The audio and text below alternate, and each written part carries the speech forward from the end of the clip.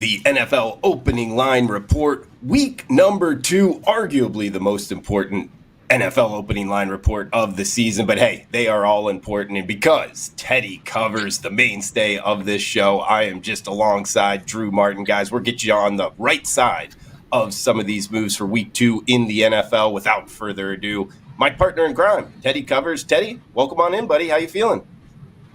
Well, we had a winning day in the NFL on Sunday. I didn't win on Thursday or Friday, which was a little bit frustrating, but we had a nice day, a solid day yesterday. No complaints in that regard.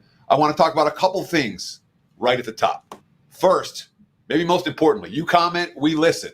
This week, we'll have the lines on the screen like you asked for last week. Please keep those comments and suggestions coming.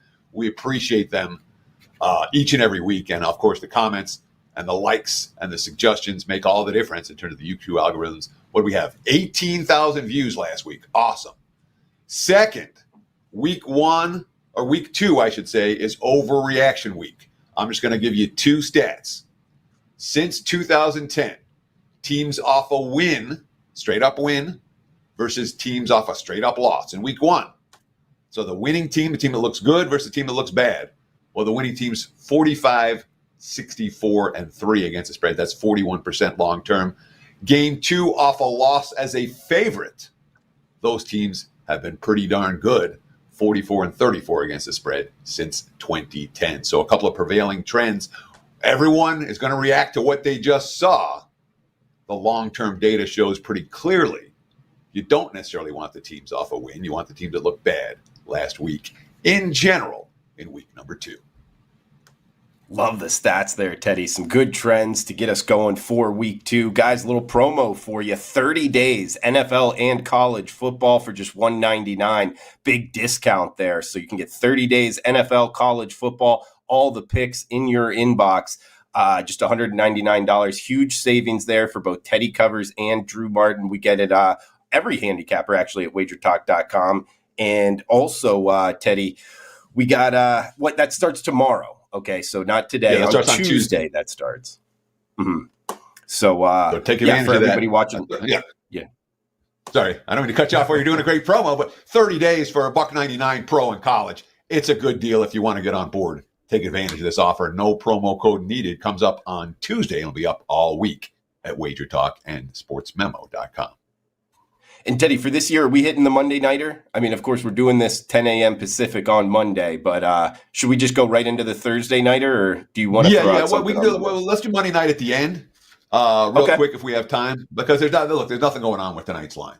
It's sitting at 4.5. It's going to sit at 4.5. There's nothing doing, but if we have time at the end, we'll get to it. But let's start with the Thursday night. Let's make it a true look-ahead opening line report. So we're talking about the week 2 numbers, where the lines open, where we expect them to move, and a little bit of early handicap. Well, I'm teeing it up for you, buddy, as we got Thursday, September 12th, 103, 104. We're going down in rotation order, 5:15 p.m. Pacific kick in Miami Gardens. A little AFC East battle here, a rivalry, if you will. Buffalo Bills at the Miami Dolphins. We're seeing Dolphins right now, Teddy, -2.5 actually, seems to be the consensus line. 50.5 being the total. Bills at Dolphins, Miami Gardens, Thursday night, TC. Yeah, if you notice, the graphics are going to be talking more about the openers, but even that's not the opening nine. That's kind of it. Yeah, the graphics are going to talk about the openers. We'll talk about where the money is flowing. And with each and every game throughout the course of the regular season, I'm going to give you 4 different point spreads. The first one is the look-ahead line. This is a bettable line on this game from last week. I use the Westgate Superbook numbers. They post numbers a week ahead of time. So the look-ahead numbers will give us an idea of how much the markets have actually moved off the performance of one game. The second number I'm going to give you is my powering number. Team A minus Team B, home field, bang. Pure math. I don't put situations in my powering numbers. So that's just Team A versus Team B and the home field factored in. The third number I'm going to give you is the opener for every game. So where the lines open. I track 5 books. I use what I consider to be a consensus opener from those 5 books. So it's not one book posting a number that's off market and then all of a sudden that's the opener all week. It's not the case. So I use 5 different books, both global and here in the U.S., to call what I consider the opener. I usually mark that down, Sunday night, 6, 7 o'clock Pacific time. And then we could talk about where the money is flowing today, the current number. That's the fourth number I'm going to talk about when it comes to this opening line report. So every game is going to have 4 different point spreads, but oftentimes they're pretty darn close. For example, this game, the Bills and the Dolphins. Look at line, Miami -2, total of 50.5. My powering number is 1.5 for the game. It opened 1.5, 50.5 last night. We have seen Miami money up to 2.5 and a little bit of under money, 50.5 down to 50. Some of the Miami money, I believe, may have come with Josh Allen's hand injury. He finished the game with his non-throwing hand wrapped. He said he was fine, but that is some concern.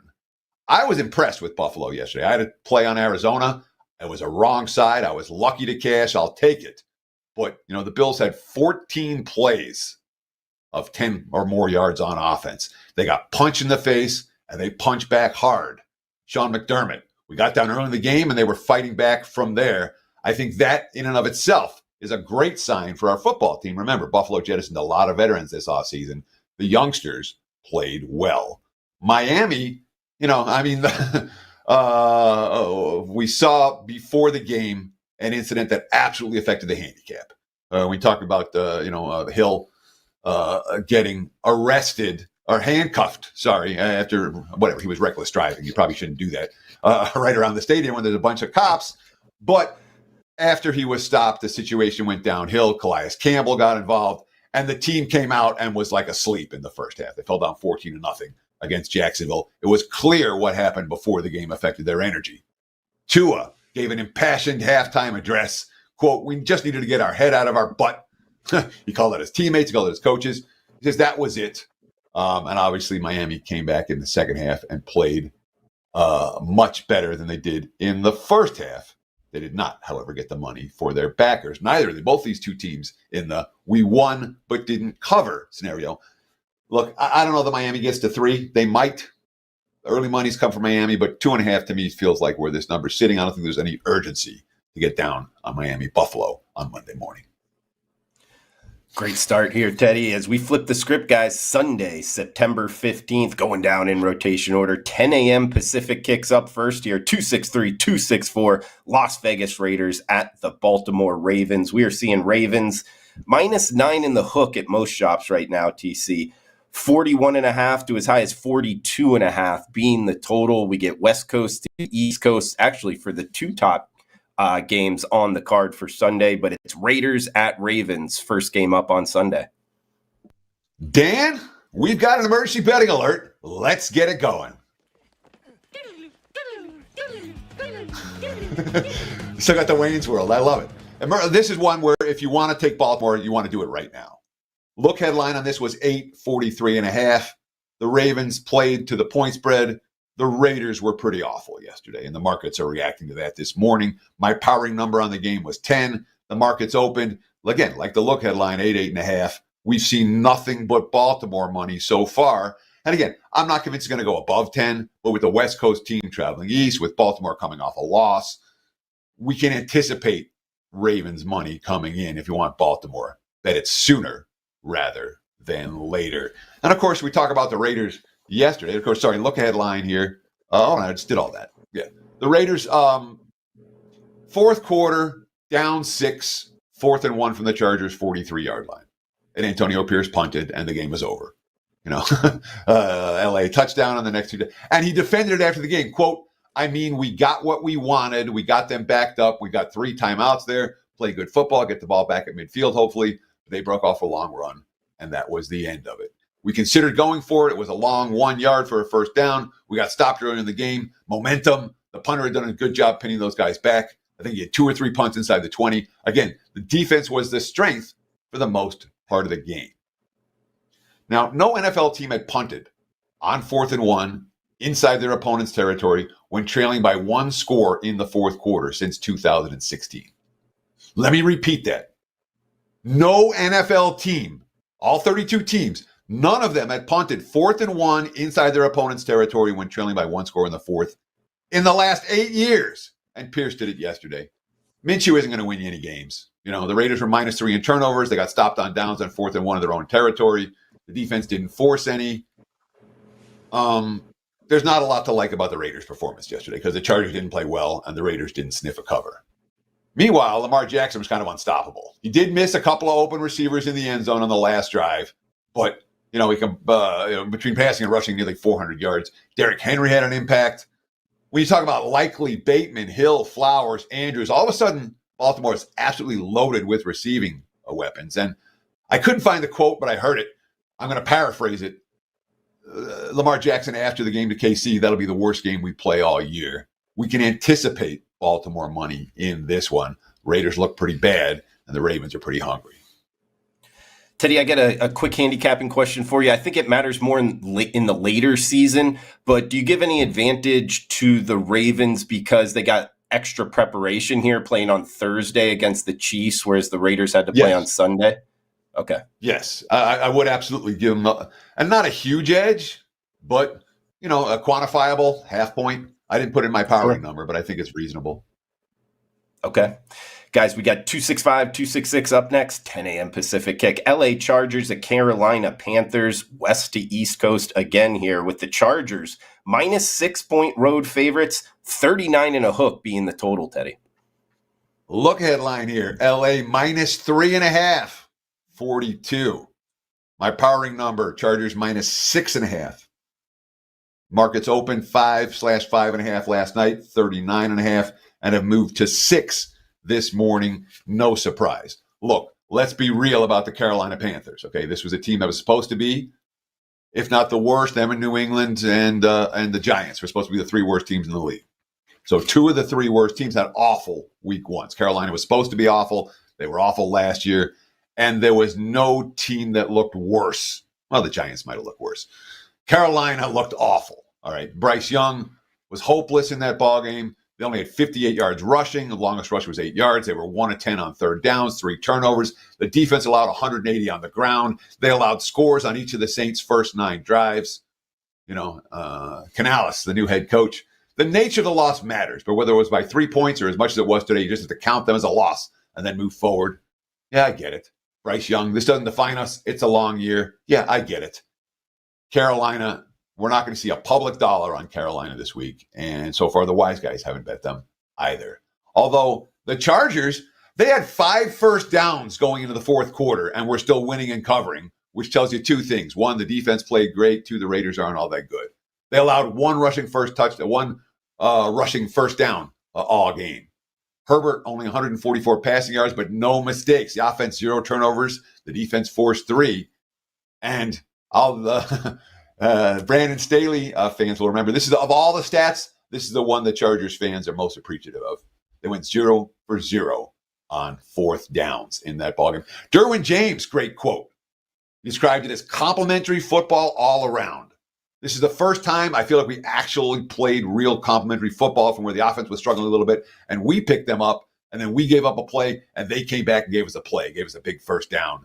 So certainly I thought the Chargers were a little bit overrated coming into the season. I had the Raiders yesterday. That was my loser on Sunday. All that being said, Chargers looked better than I thought they were, and they were able to win and cover despite their offensive woes. They're likely to be a popular choice this week, Carolina. Nobody wants Carolina. New Orleans and the Dallas Cowboys up next, guys, as we're seeing Cowboys minus 6 in the hook in the global market, mostly minus 7s in Las Vegas, Teddy. So it's Cowboys hosting the Saints here, 45.5 being the total. Cowboys minus the 6.5. The look headline here, Dallas minus 6.5, total 49.5. Sorry, 44.5. That's a 4, not a 9. I apologize. My chicken scratch is sometimes hard to read. My powering number had Dallas 7 over New Orleans in this ballgame. The markets opened 6.5, 45.5 last night. And you talked about it. You can find a 6.5 right now. You can find a 7 right now. If you like the Saints, find a 7. If you like Dallas, find a 6.5. Or just wait until later in the week and let the markets decide for you. Look, the Saints were great yesterday. Of course, it was Carolina. It's like playing the White Sox in baseball. You kind of discount the stats a little bit. But 180 rushing yards, Derek Carr, 3 touchdowns, no picks. They only took 1 sack in the ballgame. They went 4 for 4 red zone touchdowns. They were +2 in turnovers. Defense forced 3. They scored in their first 9 possessions. It was 30-0 before halftime. It was the blowout of the day. Clint Kubiak the new offense coordinator, Alvin Kamara, talking about it. Quote, "That's what we made some changes for. I've been here a while. I know what it's supposed to feel like, and it felt good today." So the Saints certainly played great, but the markets aren't going to give the Saints a whole lot of respect for that win. They need to beat or compete with Dallas before we start seeing the power rating numbers really change for New Orleans. For the Cowboys, they played great too. The first 2 plays, they had a penalty and then a sack. And then next thing you know, boom, boom, boom, they put up 20 on the scoreboard. They had a punt return touchdown. It really was a dominant performance in all 3 phases of the game. And one of the keys, and this is a nightmare for me, couldn't imagine a worst case scenario than this.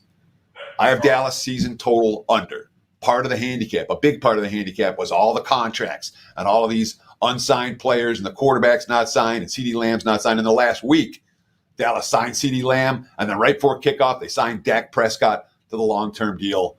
And Prescott played great, talked about how now he's got something to prove and live up to expectations. And for someone that has a Cowboys season ticket, season win bet on the under, that's certainly not what I wanted to hear. So from a power rating standpoint, the Prescott contract and the Lamb contract together are meaningful for my power rating number for Dallas. I raised them a lot from where I had them in earlier August. 269-270 up next. Tampa Bay and Detroit. We are seeing the Lions -6. There is a -6 in the hook out there, Teddy. Total 50 and a hook. So it's the Bucks at the Lions from the Motor City. Yeah, look at line was I apologize. I think it's 6.5 that I wrote there. It was either 6 or 6.5, 48.5. My powering number is 6. The market's open 6 and 50.5. So we're talking about Detroit, and they're still sitting at 6 at 50.5. So we're talking about Detroit is less than a touchdown pretty much everywhere. You know, the Lions, they blew the lead. They rallied late. They forced overtime. They win an OT, Sunday night game, national TV audience. It's not necessarily a great spot for Detroit the following week. Dan Campbell said that this quote is more prescient than any quote I read all weekend. Quote, "Early in the season, a lot of games come down to who makes the fewest mistakes. We made one less than they did." And that really is what it is. Week 1, week 2 in the NFL, a lot of times it's who screws up more than who plays great. And the Lions screwed up a little bit less yesterday than the Rams. Impressive come from behind wins. You know, Tampa looked really good yesterday. You know, I talked a lot in the preseason about Tampa potentially being an undervalued commodity, and they came out yesterday and looked like an undervalued commodity. They scored on 7 of the first 8 meaningful possessions. Baker had 31 dropbacks, 21 for completions, only 1 sack, a 4-0 touchdown to interception ratio.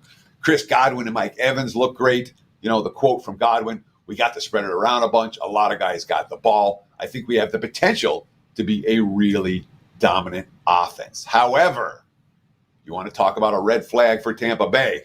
Here's a red flag for Tampa Bay. 3 of their 4 active cornerbacks were hurt in yesterday's ball game. Bryce Hall got carted off the field. They had Christian Izien lined up at outside cornerback. The last time he lined up at cornerback was his sophomore year in high school.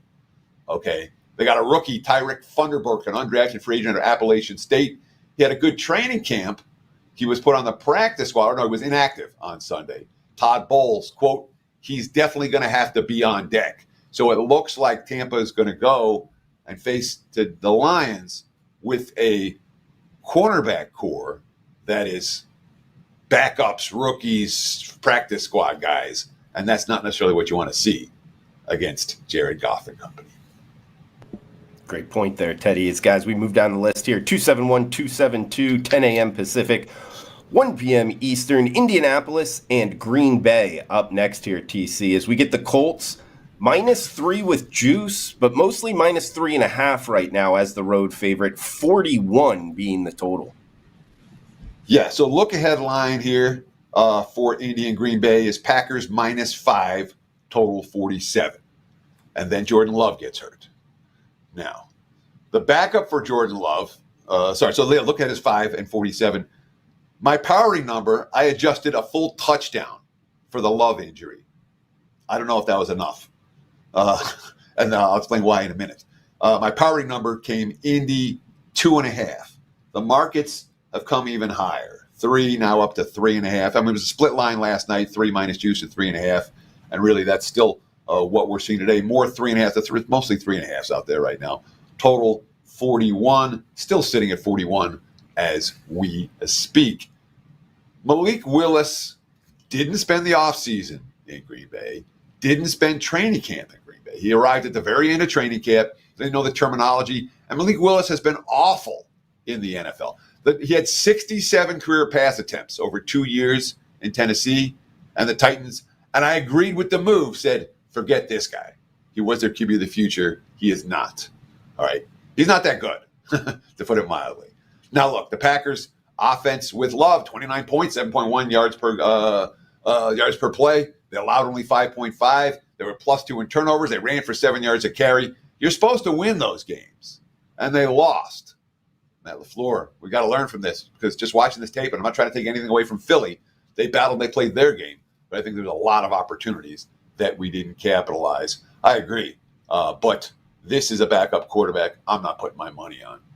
Anthony Richardson did some sick stuff yesterday, and Indy took shots. He had 3 completions of 50 yards or longer in that ballgame. Pierce had 2, Doolin had 1. The offensive line, however, couldn't run block. And the team still finished with 7 yards to play. We talked about the big plays, but the defensive line got absolutely gashed on the ground. Time of possession, the Colts only had 20 minutes time of possessions. Run defense is supposed to be their strength, and it wasn't yesterday. That could be a concern in this one if you're asking them to win by margin. Love the analysis. Yeah, Teddy. I mean, Jordan Love to Malik Willis. I remember when Malik Willis came out of Liberty, and that strength of schedule moving up to the NFL is just night and day. And totally agree with you in his NFL performance so far. Great stuff there, TC. 273-274 up next, 10 a.m. Pacific. Cleveland and Jacksonville. We are seeing the Jags actually anywhere from -3 to -4, 3 in the hook included. 41.5 being the total. It's Browns at Jags from North Florida. Look ahead line, Jacksonville -2, total 44.5. My powering number, Jags -4. The markets opened 3 last night. I'm going to call the markets 4 this morning. Drew, we've seen Jacksonville money over the course of the last half hour or hour, and that's pushed it at most books. It's sitting at 4 right now. There's still a couple of 3.5s out there for the Jags. The 3 is a stale number. That's not refreshing properly on the WagerTalk live odds screen. That happens sometimes. That's why we have all those books up there. Total sitting 41.5, 42. We've seen some under money in early week play. And look, I mean, the Browns is a lying box score for Cleveland because the yardage was relatively even. The first downs were relatively even. And if you just look at the box score, you say, oh, it's the -2 turnovers, the -2 turnovers, the difference in the game. It wasn't. All right. Cleveland was awful yesterday, or Dallas was great, and probably some combination thereof. But Deshaun Watson, again, he hadn't played since last November. He didn't play in the preseason. He's got a new offense to work with.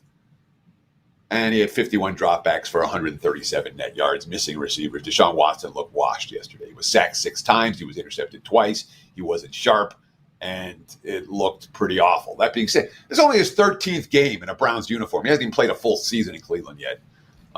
That being said, the quote, Pro Bowl guard Joel Bitonio, they came out and hit us in the face on both sides. It was disappointing, and it was. The Jags had a 14-0 lead and then didn't score a point after halftime. Second half, 4 punts, 1 stopped on down, and then the Trevor Etienne fumble as he was going into the end zone that completely changed the game because it was the next play, I think, or 2 plays later that Tua hit Hill on the long bomb, and next thing you know, Miami was back in it. Game tied. Jags have a chance for the game-winning drive. What happens? Offensive line play was a problem for this team last year. And what happened this year? Well, Anton Harrison gives up a sack on 1 play. Cam Robinson gives up sacks on the next play. They couldn't get anything in short yardage.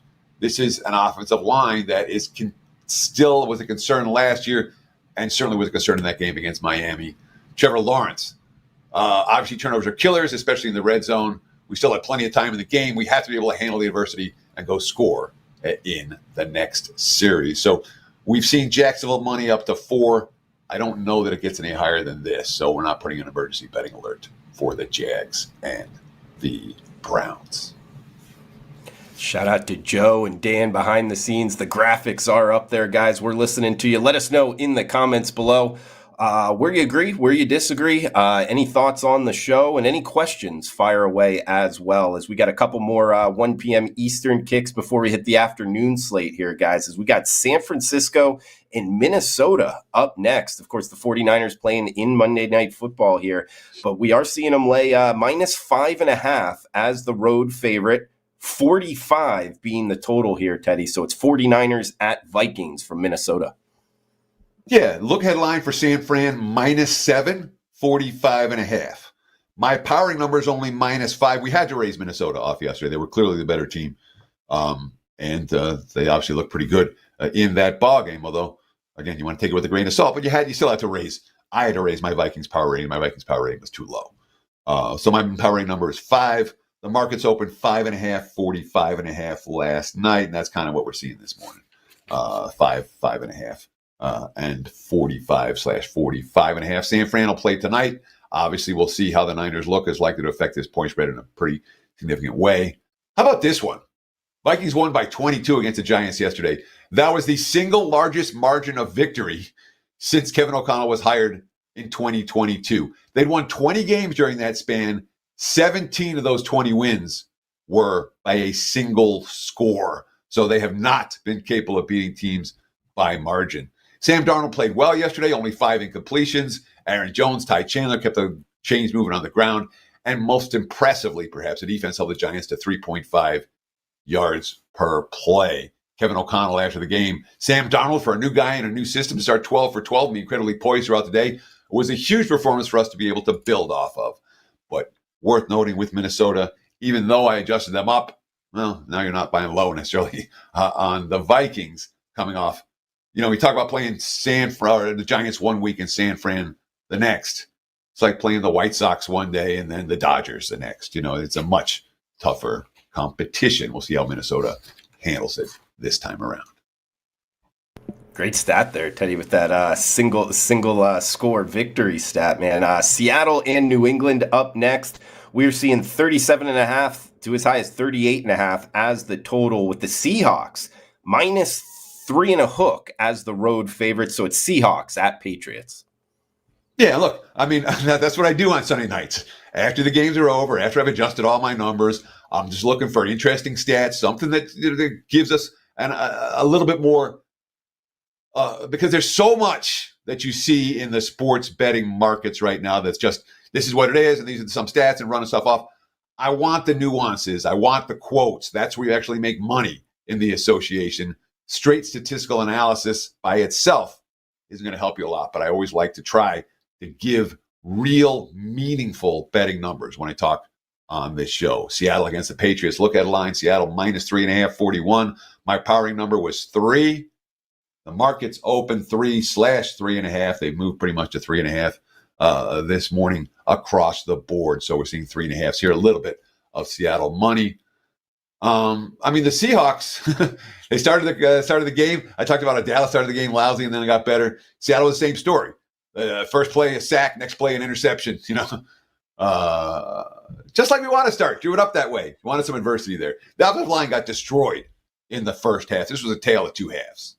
Kenneth Walker, quote, "When we went in and made adjustments, everybody was locked in. We were poised. Everything didn't go as planned, as you saw in the first half, but after the adjustments, you felt we played as a team much better. The defense held Denver to 1 of 4 in the red zone and forced 3 turnovers.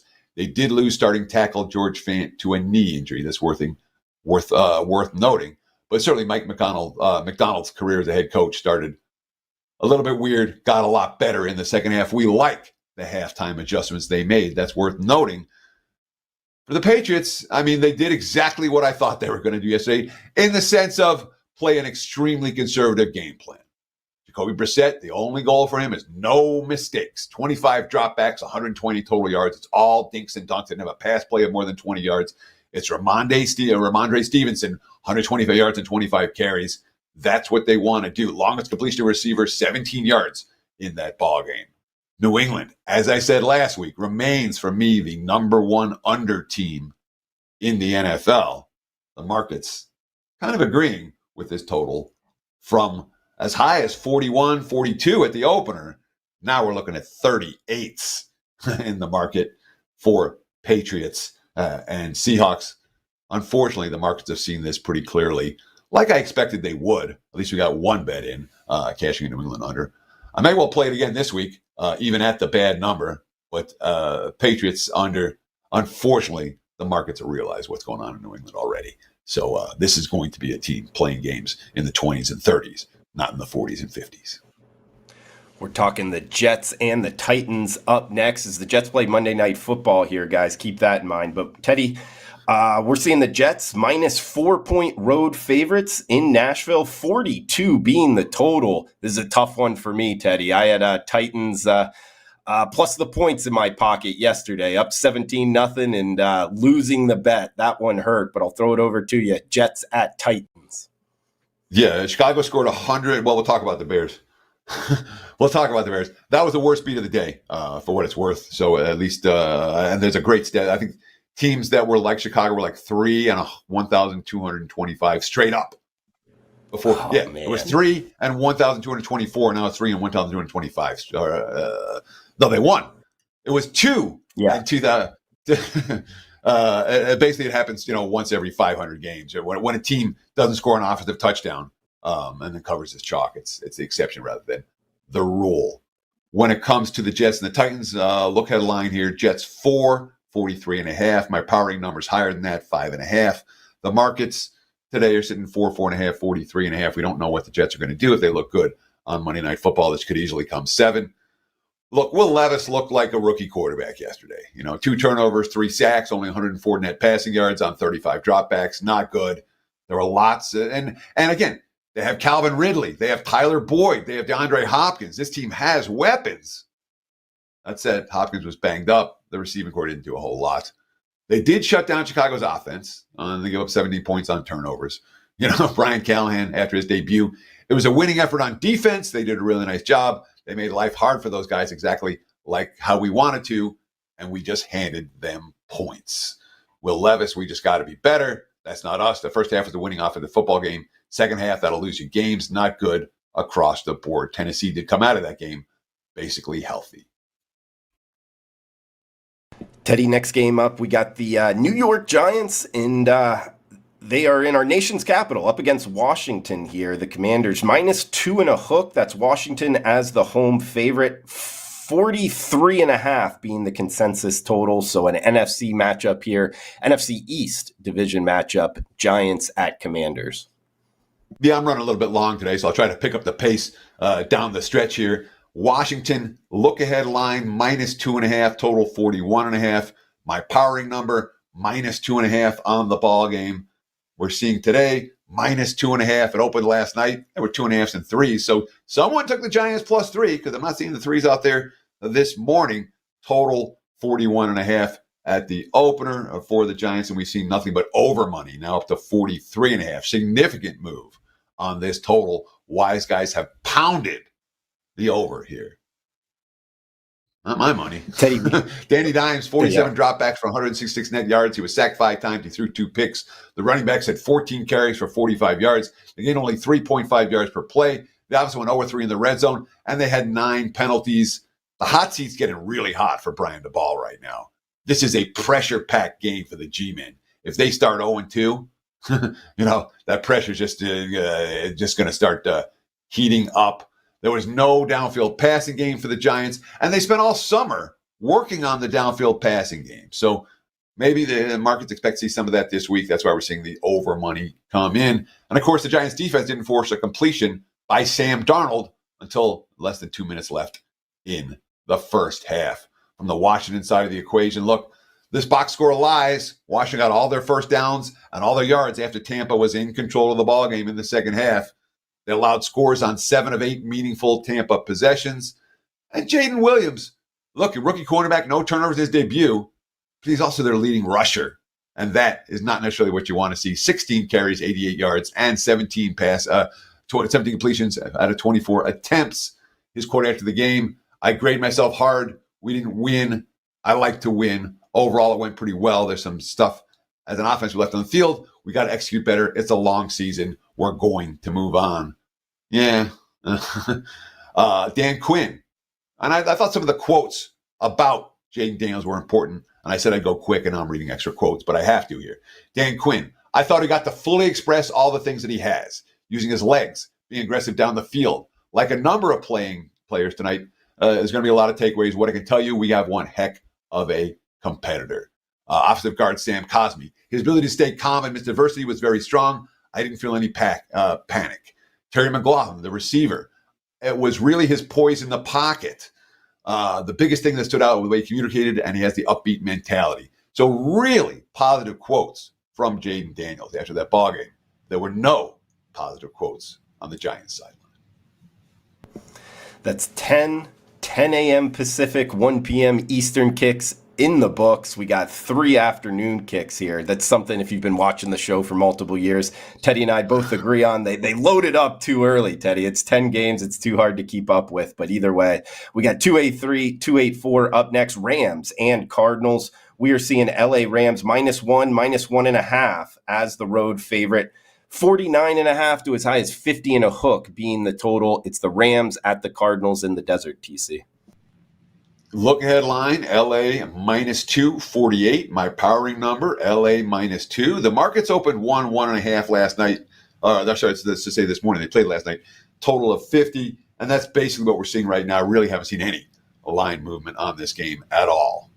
The Rams rallied from behind, a poor first half yesterday, the turnover before halftime, and still had a lead down the stretch with an opportunity to win the game. They lost the toss in OT, and that was that. Sean McVay, I'm really proud of this group. We had a lot of guys dove down, and a lot of people stepped up. We just came up short. You have to note the injuries for the Rams right now. Big injuries all over the field, certainly on the offensive side of the football. Puka Nakua's out. Cluster injuries on the offensive line. 4 of their 5 starters out. Both tackles hurt. The replacement swing tackle, Joe Noteboom, he got hurt too. They're coming off an overtime game where they lost.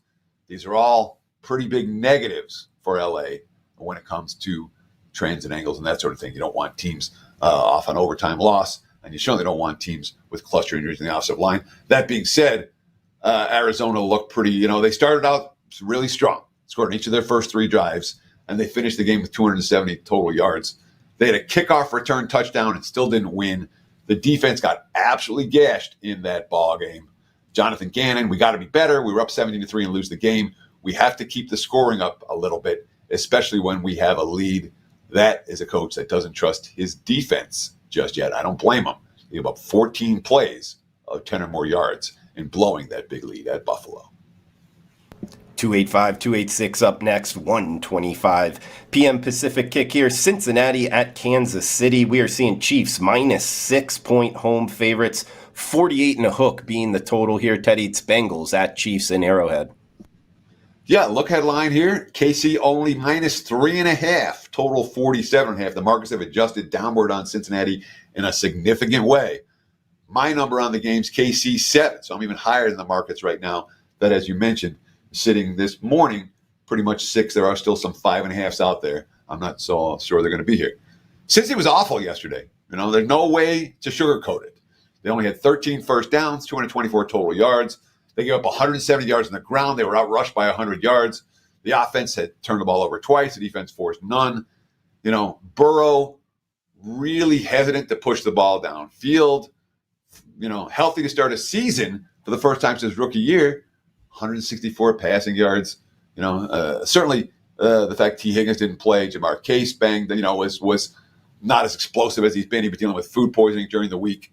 But since he wasn't good in that game, they weren't going to open the season last year or any year under Zach Taylor. Zach Taylor doesn't have him ready, and then this is something we want to remember for next year for sure, because it's been Cincy struggling week 1 again and again. Zach Taylor, quote, "We lost a turnover battle 3-0, one on offense, one on special teams, and one a turnover on down. Missed a lot of tackles today. No recipe in that style of game is to be able to win. We've got to be accountable for that."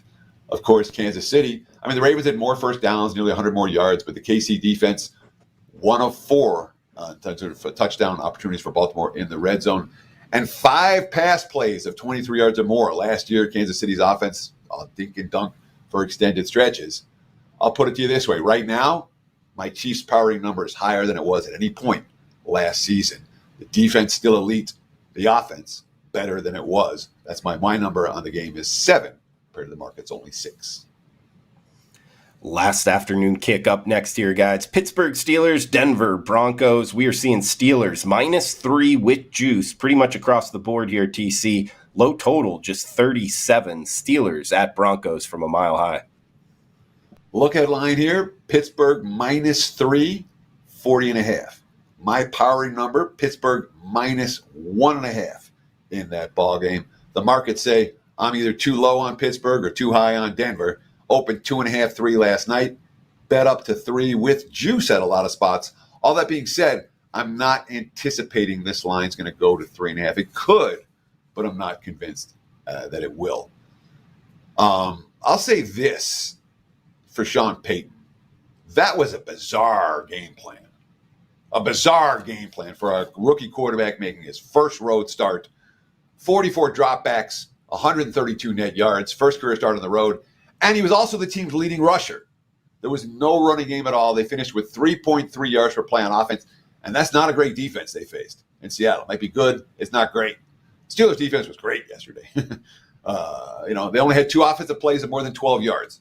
George Pickens had a big catch and Najee Harris had a big run. They only gained 4.1 yards per play. They didn't score a touchdown. 6 field goals, no touchdowns. Okay. That being said, 3 of the 6 field goals from 50-plus yards. Not like this offense was any good. But the defense dominated. J.J. Watt was a monster. They only allowed 2 third-down conversions. The defense forced 3 turnovers. The offense didn't commit any. Don't know yet if it's going to be Russell Wilson, Justin Fields. You know me. I don't want Russell Wilson as my QB. I think Fields is the better option. I said that in August. And I think after he won the game yesterday, they're likely to come back with him. But that's something worth paying attention to. My willingness to back Pittsburgh in this game is entirely predicated on Fields being the starting QB, not Russell Wilson, who played for this team last year and who the coaching staff, in theory, is going to know pretty well how to defend. We got the Sunday night game up next, guys. Chicago Bears and Houston Texans. Texans -6 and a hook. There is a -7 out there in the global market. 46 being the total. You already talked a little Bears stats there, Teddy, with a wild one, but I'll throw it over to you. Bears and Texans, Sunday Night Football. Look headline here, Houston -3.5, total 46.5. My powering number has the Texans -5.5 for this ball game. I did not downgrade Chicago as much as some other people did. The markets opened 6.5 and 46. And basically that's what we're seeing now. There are some 45.5s out there.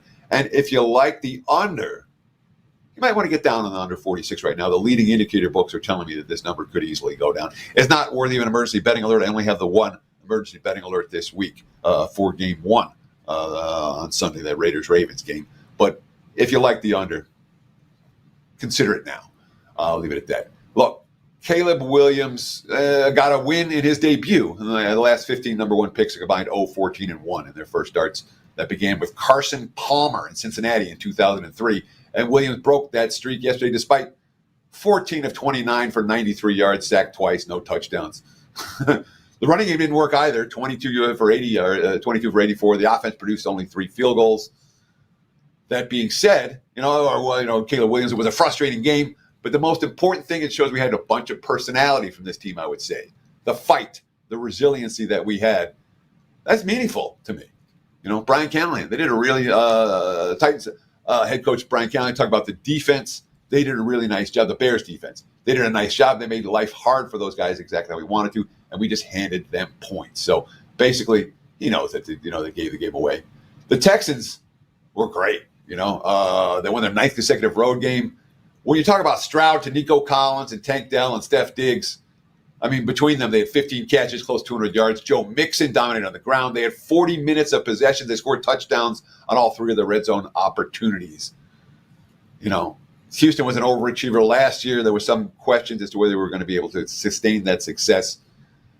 And look, they wasted a scoring chance before halftime in a weird scenario where the clock ran out. They had a punt blocked, and they still won straight up on the road.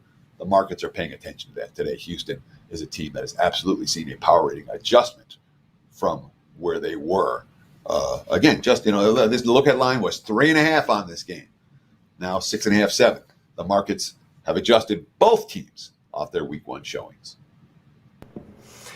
Guys, let us know in the comments below where you agree, where you disagree, your NFL picks, any questions as well. We are up against it time-wise for the Week 2 show, but as the show goes on, we'll try to answer some questions, so feel free to fire away in the comments below. Teddy, bring in the heat. Smash that like button out. It helps us out, guys, as we're looking to grow the show. We got Monday Night Football here to end it, TC.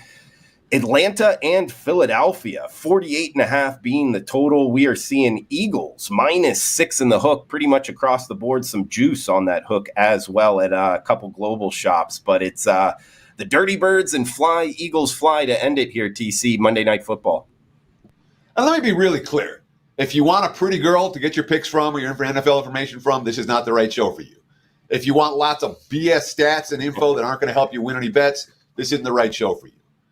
This show is going to be like what you saw today. Every week, stats that matter, quotes that matter, numbers that matter, theory that matters. My goal is to get you guys ready from this one show to sit down and handicap the NFL card moving forward. Every week, I'm going to bring it. Every week. Drew is too. Please come and join us. And if you like this show, please tell your friends. Like Drew said, we're really in growth mode this year. So I don't ask anything. I really don't. I'll give you everything I got every week. But if you can, tell your friends. We appreciate the likes. We appreciate the comments so very, very much. I'll be in the comment section either later today or tomorrow. I'll answer every comment. Literally, there's 100. I'll answer all 100 of you. Thank you for doing what you do. We talk about the Falcons. The Eagles look-ahead line at Philly -4, 47.5. Big adjustment, eh? My party number, Philly -7. I had to downgrade Atlanta off yesterday. They weren't good, and they weren't good for a reason. Markets open 6, 6.5, 48.5. We're seeing mostly 6.5s right now, so the 6s are pretty much gone for Philly. And, I mean, we can't sugarcoat what happened to Atlanta yesterday. They went 2 of 9 on third downs. They had 226 total yards. They had only 4.5 yards per play. They had -3 in turnovers on offense, and defense didn't force any. Kirk Cousins hasn't played since last October. Didn't play in the preseason. Looked awful. 16-26, 100. Not awful, but he didn't look good. He wasn't comfortable. The offense wasn't in any kind of a sync. And it might take him a couple of weeks. Because if a QB coming off an Achilles and it is on a new team and a new offense, and he hasn't played. So Atlanta might get better somewhere down the line, but they sure weren't good right now. Raheem Morris absolutely crashed and burned in his first head coaching tenure at Tampa Bay. Some of that might have been, what was the guy's name? Josh Freeman was the quarterback there. Some of that might have been Freeman, but Morris was the guy coaching him up. And it was a disaster. He didn't make it through his second season. Raheem Morris, quote, "We've got to have the ability to execute against anyone. When you play a team like this, with the defense they have, you know it's going to be a dirty game, but we had our opportunities." All right. Atlanta brought back their entire offensive line. They've got 3 top 10 picks in Robinson, London, and Pitts to throw the ball to. Cousins has $100 million guaranteed, and they had 45 yards in the second half of that ball game. Look, as for Philly, though, beware.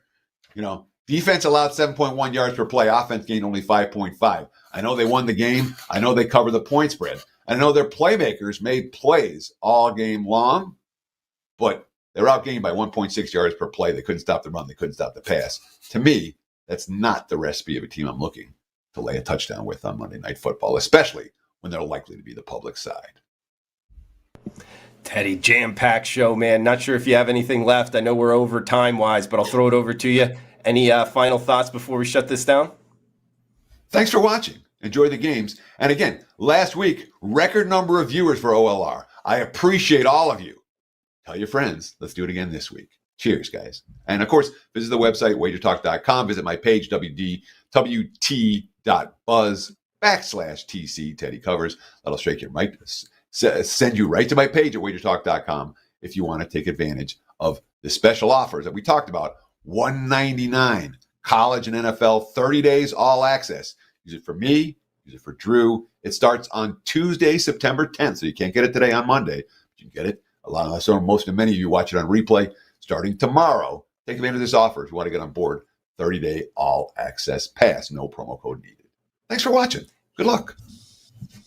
He's Teddy Covers. I'm Drew Martin. That does it for Week 2 NFL Opening Line Report. We'll be back next Monday, 10 a.m. Pacific time. Come back and join us for Week 3.